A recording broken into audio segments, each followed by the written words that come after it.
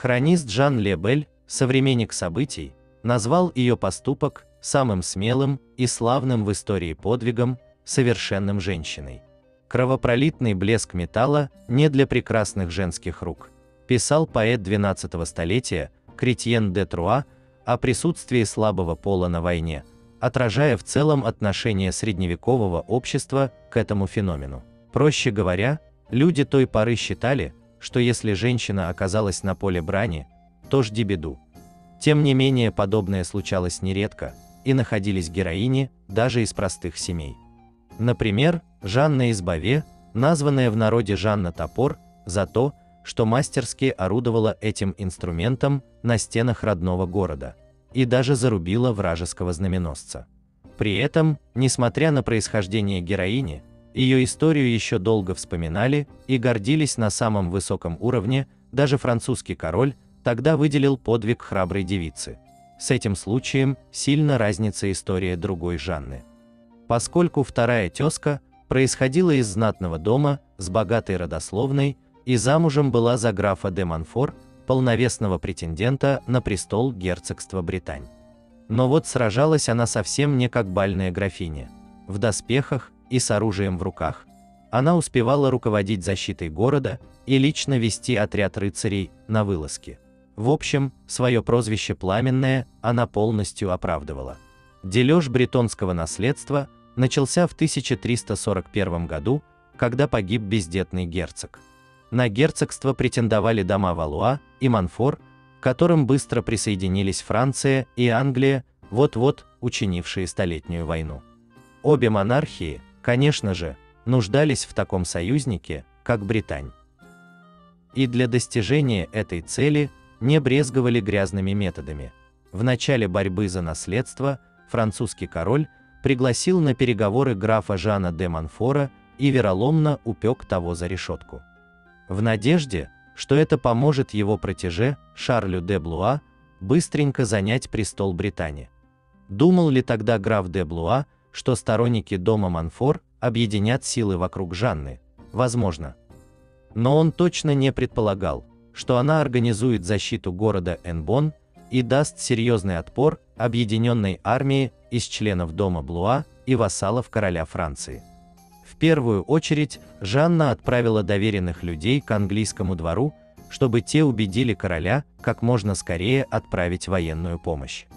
Затем она, узнав о приближении врага к Энбону, прошла по улицам города с воззванием. Графиня просила всех способных держать оружие людей вооружиться и встать на защиту стен. Сама Жанна облачилась в доспехи мужа и встретила осаждающих с мечом в руках. Несколько дней воины дома Блуа пытались взобраться на стены, но неизменно терпели крах. Все это время де Монфор подбадривала защитников и следила, чтобы горожане без оружия хотя бы приносили камни и метали их во врага.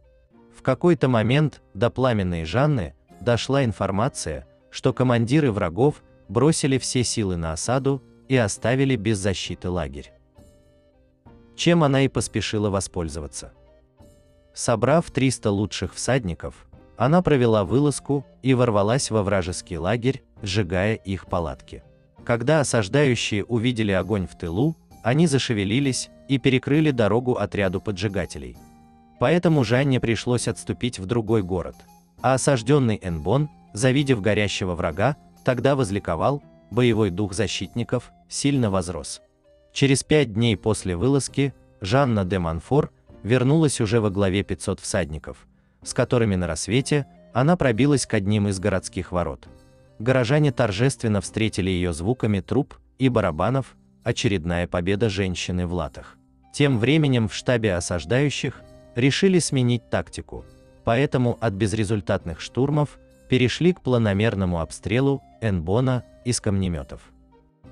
Осадой теперь руководил некий Эрвё, сеньор Леона, а Шарль де Блуа переключился на другой бретонский город. Новый командующий сразу вступил в переговоры с епископом из осажденного города, который приходился ему дядей. И предложение племянника сдать Энбон он распространял среди знатных горожан. Ему это, кстати, почти удалось убедить их.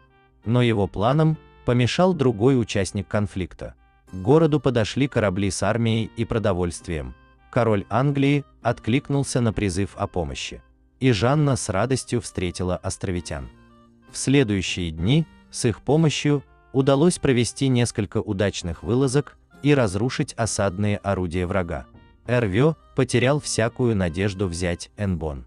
Плюс французские сеньоры не сильно горели желанием терпеть тяготы длительной осады, хотя шла она относительно недолго, май-июнь 1342 года.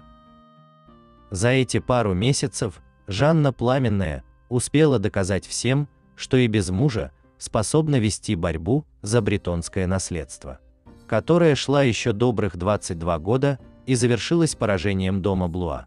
Ее несчастный муж, Жан де Монфор, не увидел триумфа своего дома, поскольку погиб в 1345. Саму Жанну вскоре после этого заключат под стражу в Англии. По официальной версии, она обезумела и не отдавала отчет своим действиям. Но есть предположение, что английский монарх, видя в ней сильного лидера, специально вывел ее из игры.